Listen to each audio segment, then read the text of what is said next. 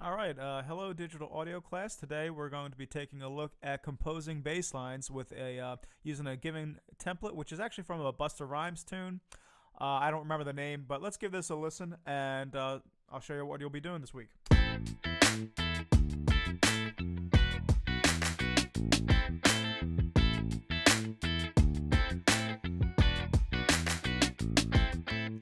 Alright, so there you have it. We have a 4-bar loop, or really actually it's a 2-bar loop. Happens twice.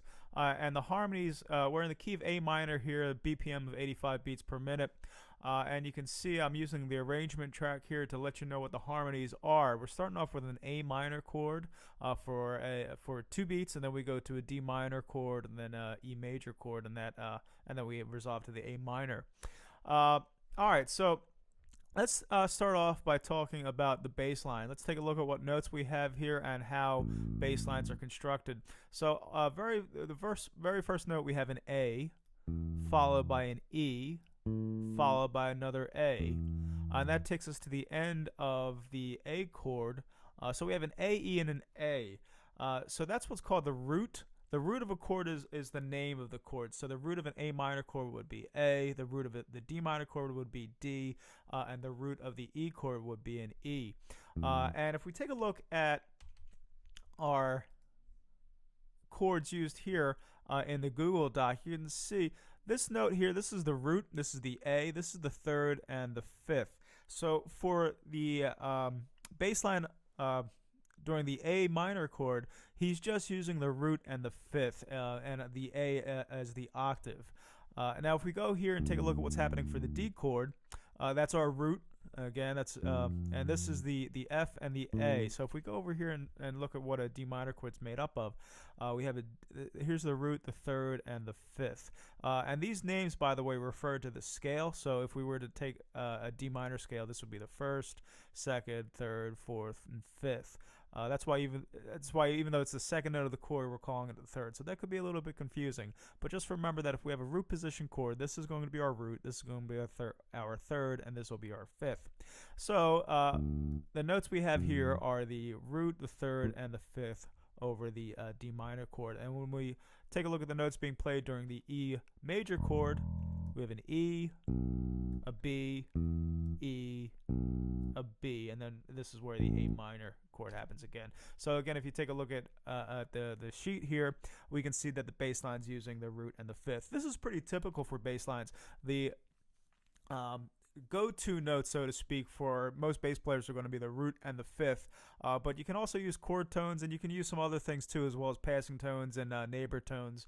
But when you're just getting started, you really should stick to some chord tones as your anchor points, and then let your ear be your guide when you're adding or removing any other notes.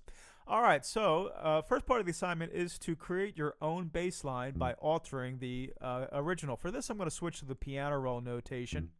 I'm going to keep that root on the downbeat, but here I'm going to change this from the fifth. I'm going to drag this down to the third of this chord, and here I'm going to drag this down to the fifth, and here, and beat 3, that's where the harmony changes. So here we need to have something from a D minor chord, and I'm going to go to the root. Let's see what's all right, let's give this a listen.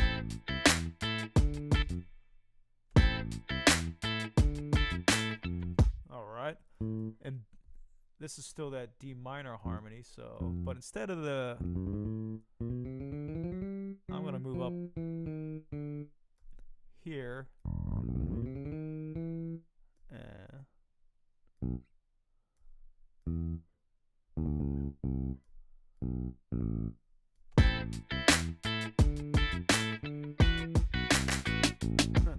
All right, so let's see what else.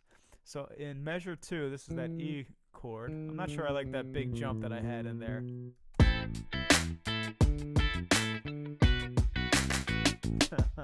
Something's not quite right. Let's see what's happening here. And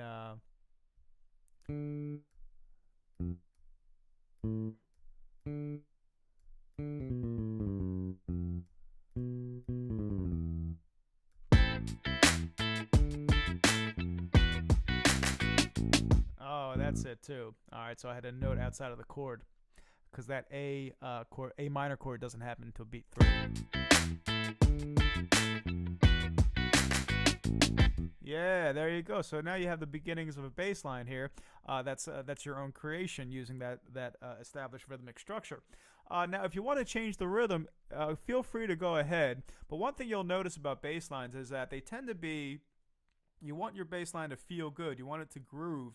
And the way that that's achieved oftentimes is through repetition. So this bass line, it uses that same rhythmic structure of bam ba dum bam bam ba dum bam bam ba dum bam bam, and that's what really creates that groove. So if you change the rhythm, try to maintain some element of repetition so that you have something that does feel and sound good. You don't want a bass line that's kind of all over the place when it comes to the rhythm. All right, so that's part 1 of the assignment. Part 1 is to go ahead and create your own bass line using notes of each of the harmonies listed in the arrangement track. Part 2 of the assignment is to alter the drum part and also the guitar part. So I'm going to start with the guitar part. Here, this is the Britten clean sound. But if you double click on the track header, oh no, I guess you got to click on the library icon here in the upper left-hand corner. Now, these are different presets. So this is Britten clean, but if you go to, let's say, a vibrato verb, let's give a listen to what this sounds like. All right. Already completely different dynamic. Now, if you like one of these but you want to alter it slightly, you can open up the Smart Controls dialog and mess around with these settings. You don't want to get too far away, but you know, sometimes, let's say if we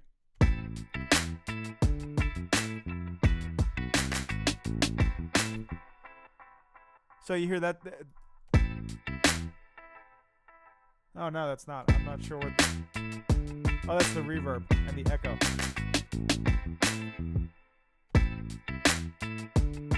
So you can have some fun here getting in some pretty out there sounds. You can also check around different guitar sounds that are available to you in GarageBand. So this is from the Crunch Guitar.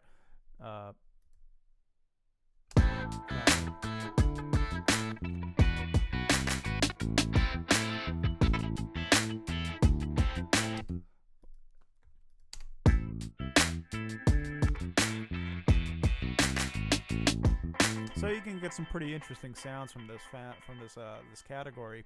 And lastly, check out different options in the drum category. So if you, this actually might be the place to start because the beat and the feel, the rhythmic feel of your song really I think starts with your drummer choice. So if you want to make it a kind of an alternative thing, that might influence how you go about composing your bass and selecting your guitar sounds for this. All right, so